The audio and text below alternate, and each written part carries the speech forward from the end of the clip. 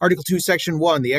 executive power shall be vested in a president of the United States. He shall hold office during the term of 4 years, and together with a vice president chosen for the same term, be elected as follows. Each state shall appoint in such manner as the legislature thereof may direct a number of electors equal to the whole number of senators and representatives to which the state may be entitled in the Congress, but no senator or representative or person holding an office of trust or profit under the United States shall be appointed an elector. The electors shall meet in their respective states and vote by ballot for 2 persons, of whom at least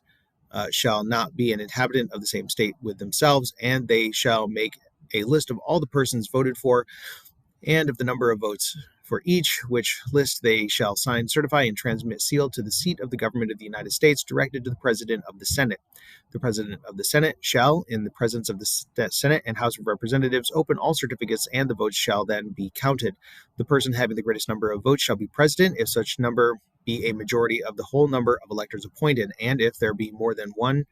who have such a majority and have an equal number of votes, then the House of Representatives shall immediately choose by ballot one of them for president. And if no president have a majority, then from the 5 highest on the list, the said House shall in like manner choose the president. But in choosing the president, the vote shall be taken by states, the representation from each state having 1 vote. A quorum for this purpose shall consist of members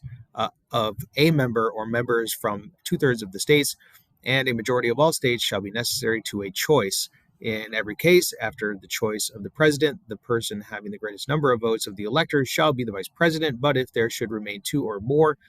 who have equal votes, the Senate shall choose from them by ballot the vice president.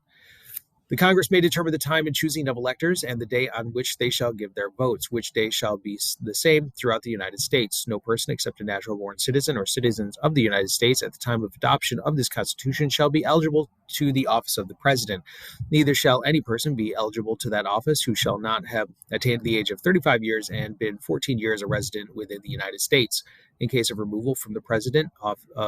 in case of the removal of the president from office or of his death, resignation, or inability to discharge the powers and duties of the said office, the same shall devolve on the vice president, and the Congress may by law provide for the case of removal, death, resignation, or inability both of the president and vice president, declaring what officer shall then act as president, and such officer shall act accordingly until the disability be removed or the president shall be elected. The president shall, at stated times, receive for his services a compensation which shall neither be increased nor diminished during the period for which he shall have been elected, and he shall not receive within that period or any emolument from the United States or any of them. Before he enter on the execution of his office, he shall take the following oath of affirmation. I do solemnly swear or affirm that I will faithfully execute the office of the President of the United States and will, to the best of my ability, preserve, protect, and defend the Constitution of the United States. Articles 2, Section 2. The President shall be Commander-in-Chief of the Army and Navy of the United States and of the militia of the several states when called into the actual service of the United States. He may require the opinion in writing of the principal officer in each of the executive departments upon any subject relating to the duties of their respective offices, and he shall have power to grant reprieves and pardons for offenses against the United States, except in cases of impeachment. He shall have power by and with the advice and consent of the Senate to make treaties, provide 2/3 of the senators present concur, and he shall nominate and by and with the advice and consent of the Senate shall appoint ambassadors, other public ministers and consuls, judges of the Supreme Court, and all other officers of the United States, whose appointments are not herein otherwise provided for, and which shall be established by law. But the Congress may, by law, vest the appointment of such inferior officers as they think proper in the President alone, in the courts of law, or the heads of departments. The President shall have the power to fill up vacancies that may happen during the recess of the Senate by granting commissions which shall expire at the end of the next session. Article 2, Section 3, he shall from time to time give to the Congress information of the state of the Union and recommend to their consideration such measures as he shall judge necessary and expedient. He may, on extraordinary occasions, convene both houses or either of them, and in case of disagreement between them with respect to the time of adjournment, he may adjourn them to such time as he think proper. He shall receive ambassadors and other public ministers. He shall take care that the laws be faithfully executed, and shall commission all of the officers of the United States.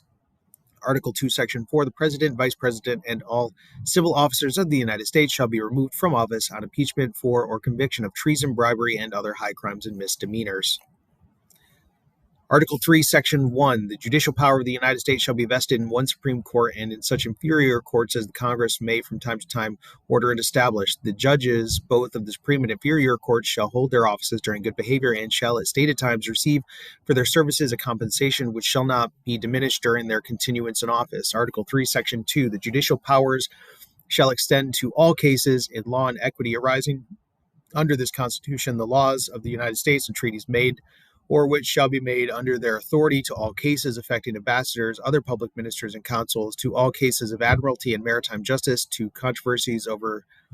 to which the United States shall be a party, to controversies between two or more states, between a state and citizens of another state, between citizens of different states, between citizens of some state claiming lands under grants to a different state, and between a state or citizens thereof and foreign states, citizens or subjects. In all cases affecting ambassadors, other public ministers and consuls, and those in which a state shall be a party, the Supreme Court shall have original jurisdiction. In all other cases before mentioned, the Supreme Court shall have appellate jurisdiction, both as to the law and fact, with such exceptions and under such regulations as the Congress shall make. The trial of all crimes, except in cases of impeachment, shall be by jury, and such trial shall be held in the state where the said crimes shall have been committed. But when not committed within any state, the trial shall be at such place or places as Congress may by law have directed. Article 3, Section 3, treason against the United States shall consist only in levying war against them, or in adhering to their enemies, giving them aid and comfort. No person shall be convicted of treason unless on the testimony of two witnesses to the same overt act, or on confession in open court. The Congress shall have power to declare the punishment of treason, but no attainder of treason shall work corruption of blood or forfeiture except during the life of the person attainted. Article 4, Section 1, full faith and credit shall be given to each state to the public acts, records, and judicial proceedings of every other state, and the Congress may by law, general laws prescribe the manner in which such acts, records, and proceedings shall be proved and the effect thereof. Article 4, Section 2, the citizens of each state shall be entitled to all privileges and immunities of citizens in the several states. A person charged in any state with treason, felony, or other crime who shall flee from justice and be found in another state shall, on demand of the executive authority of the state from which he fled, be delivered up to be removed to the state having jurisdiction of the crime. No person held to service or labor in one state under the laws thereof, escaping into another, shall, in consequence of any law or regulation therein, be discharged from the service or labor, but shall be delivered up on claim of the party to whom such service or labor may be due. Article 4, Section 3, new states may be admitted by the Congress into this union, but no new state shall be formed or erected within the jurisdiction of any other state,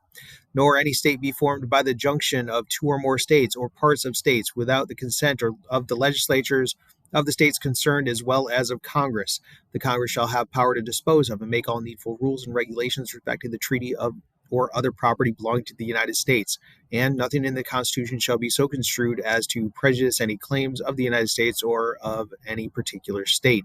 Article 4, Section 4, the United States shall guarantee to every state in this union a republican form of government, and shall protect each of them against the invasion and on application of the legislature or of the executive when the legislature cannot be convened against domestic violence. Article 5,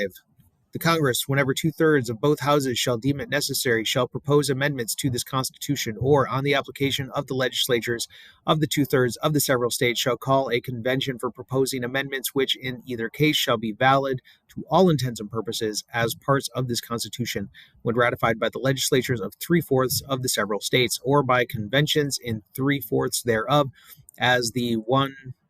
or the other mode of ratification may be proposed by Congress, provided that no amendment which may be made prior to the year 1808 shall in any manner affect the first and fourth clauses in the 9th section of the first article, and that no state, without his consent, shall be deprived of its equal suffrage in the Senate. Article 6.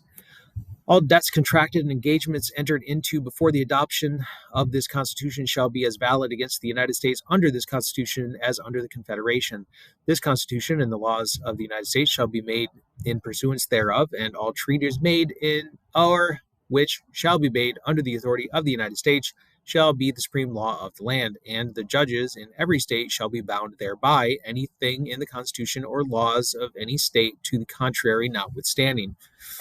The senators and representatives before mentioned, and the members of the several state legislatures, and all executive and judicial officers, both of the United States and of the several states, shall be bound by oath or affirmation to support this Constitution, but no religious test shall ever be required as a qualification to any office or public trust under the United States.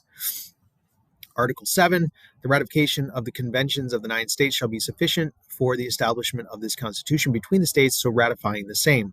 The word "the" being interlined between the 7th and 8th lines of the first page, the word 30 being partly written on an erasure in the 5th line of the first page, the words "is tried" being interlined between the 32nd and 33rd lines of the first page, and the word "the" being interlined between the 43rd and the 44th lines of the second page. Attested, William Jackson, Secretary.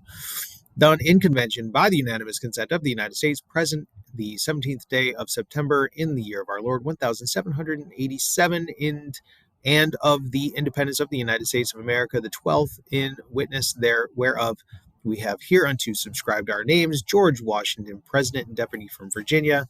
and you can read the rest of the founding signers.